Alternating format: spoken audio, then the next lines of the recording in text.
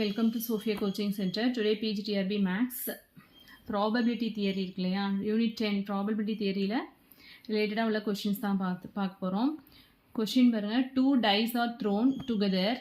Let A be the event getting 6 on the first die and B be the event getting 2 on the second die, or the events A and B are independent.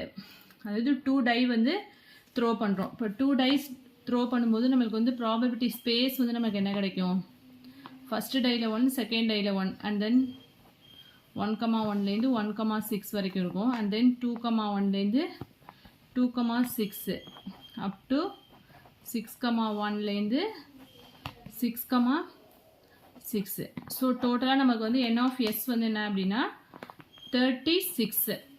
ஓகேவா? So நமக்கு என்ன கேட்டிருக்காங்க, first event ஏங்கிறது வந்து என்ன அப்படின்னா getting 6 on the first die. அப்போ first டையில் வந்து 6 இருக்கணும் அப்படின்னா இங்கே வந்து ஃபஸ்ட்டு டையில் வந்து 1 இருக்கும், இங்கே ஃபுல்லாகவே 1 தான் இருக்கும். இதில் ஃபஸ்ட்டு டையில் 2 தான் இருக்கும், தேர்டில் வந்து ஃபஸ்ட்டு டையில் வந்து 3 இருக்கும். அப்போ ஃபஸ்ட்டு டையில் வந்து 6 எதில் இருக்கும் அப்படின்னா இந்த ரோ மட்டும்தான்.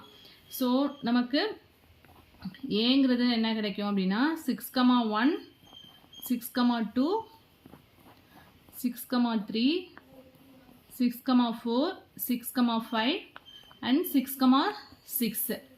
ஓகேவா? ஸோ N of Aங்கிறது என்ன அப்படின்னா 6. இப்போ இதோட ப்ராபபிலிட்டி நமக்கு என்ன, P of Aங்கிறது என்ன கிடைக்கும் அப்படின்னா N of A by N of Sன்னு போடுவோம். N of Aங்கிறது 6, N of Sங்கிறது என்ன 36. அப்போ கேன்சல் பண்ணோம் அப்படின்னா probability of A that is getting 6 on the first day, இதோட ப்ராபபிலிட்டி வந்து என்ன அப்படின்னா 1/6 அப்படின்னு கிடச்சிருக்கு. நெக்ஸ்ட் என்ன கண்டிஷன் கொடுத்துருக்காங்க, B be the event getting 2 on the second die, அதாவது செகண்ட் டையில் வந்து 2 இருக்கணும் நம்பர். ஓகேவா?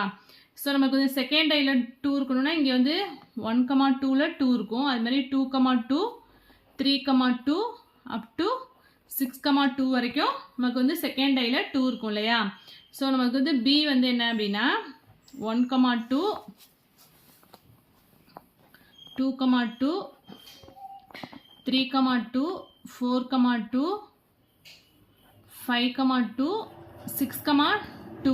ஸோ P of B வந்து N of Bங்கிறது என்ன அப்படின்னா 6. டோட்டலாக 6 எலமெண்ட்ஸ் இருக்கு இல்லையா?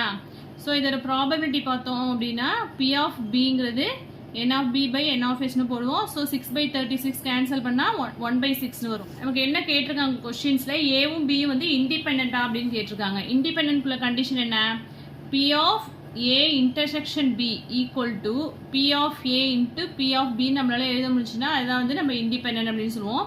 ஆல்ரெடி நம்ம P of A find out பண்ணிட்டோம் 1/6, P of B find out பண்ணிட்டோம் 1/6. P of A intersection B வந்து என்ன கிடைக்கும், இப்போ ஏலையும் பிலையும் காமனாக என்ன இருக்குது 6,2 இருக்குது, இங்கேயும் வந்து 6,2 இருக்குது. ஸோ ஒரே ஒரு எலமெண்ட் தான் காமனாக இருக்குது.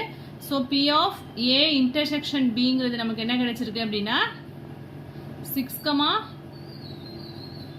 மட்டும்தான் இருக்கும். ஸோ அதில் அதோட ப்ராபபிலிட்டி நமக்கு என்ன கிடைக்கும் அப்படின்னா 1/36. ஓகேவா? ஒரே ஒரு எலமெண்ட் மட்டும் தான் காமனாக இருக்குது. ஸோ அதோட ப்ராபபிலிட்டி வந்து 1/36. இப்போ P of Aங்கிறது நமக்கு என்ன இருந்திருக்கு, P of A என்ன ஃபைண்ட் அவுட் பண்ணோம் 1/6, P of B என்ன ஃபைண்ட் அவுட் பண்ணோம் 1/6. இங்கே P of A intersection B வந்து என்ன 1/36. ஸோ இதை மல்டிப்ளை பண்ணால் நமக்கு என்ன கிடைச்சிரும் 1/36.